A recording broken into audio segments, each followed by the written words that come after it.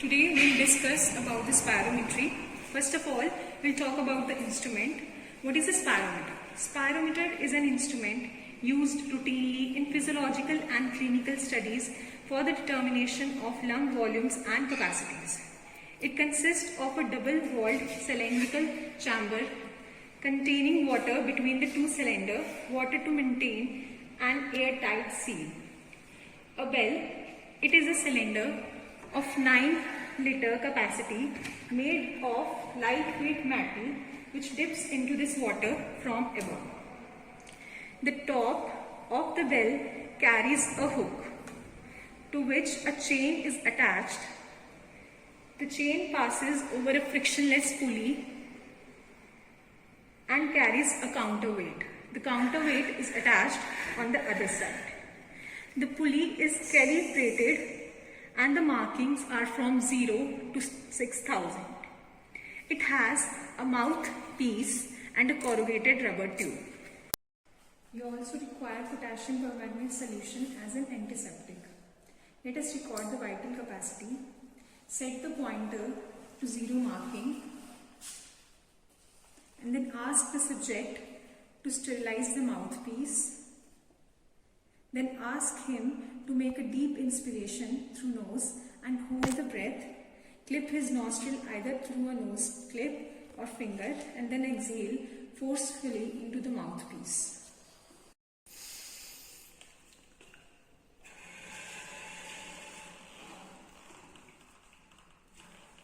In our case, the value is around 4000.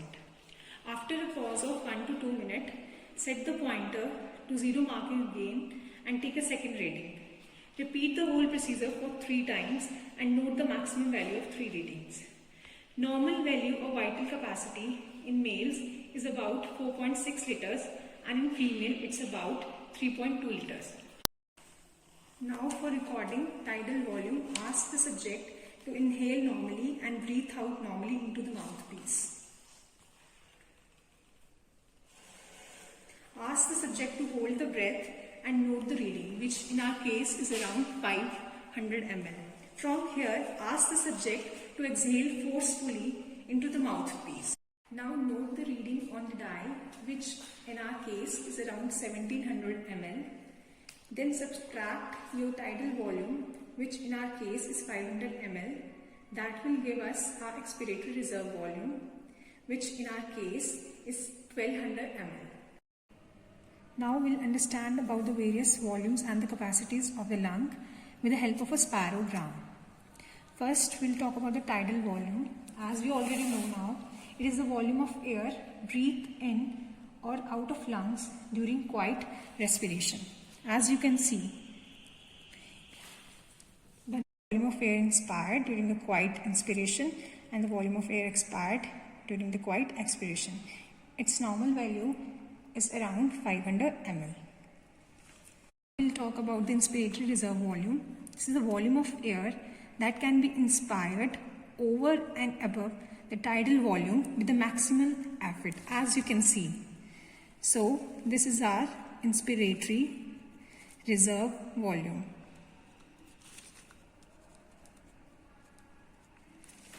Its value is around 2000 to 3200 ml. Now we'll talk about expiratory reserve volume. This is the volume of air can be expired over and above the tidal volume with the maximum expiratory efforts. Its normal value is between 750 to 1000 ml. So this is our expiratory reserve volume. So now we'll discuss about the residual volume. It is the volume of air which remains in lungs after a maximal expiration. So this is our residual volume. Its normal value is about 1200 ml. Now we'll talk about the various capacities of the lung. First of all, we'll talk about the inspiratory capacity. It is the maximal volume of air which can be inspired after completing tidal expiration. So basically it can be calculated by adding your tidal volume and the inspiratory reserve volume. So this is your inspiratory capacity. Similarly, you can also calculate the expiratory capacity, which is the sum of your tidal volume and the expiratory reserve volume. So this is your expiratory capacity. Now we'll talk about the functional residual capacity. It is the volume of air which is contained in the lungs at end expiratory position. So it is calculated as the sum of expiratory reserve volume and the tidal volume.